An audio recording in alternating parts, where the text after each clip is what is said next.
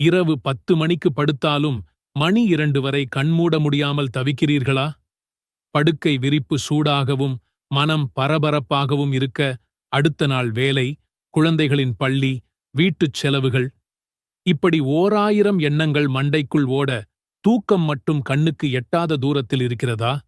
மருந்து மாத்திரை சாப்பிட்டும் அந்த வலி, மன அழுத்தம் அல்லது கவலை எதுவும் உங்களை விட்டுப் போக மறுக்கிறதா?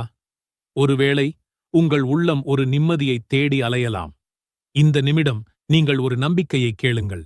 அல்லாஹ்வின் வார்த்தைகள் உங்கள் உடலையும் உள்ளத்தையும் நேரடியாகத் தொட்டு குணமாக்கும் சக்தி கொண்டவை.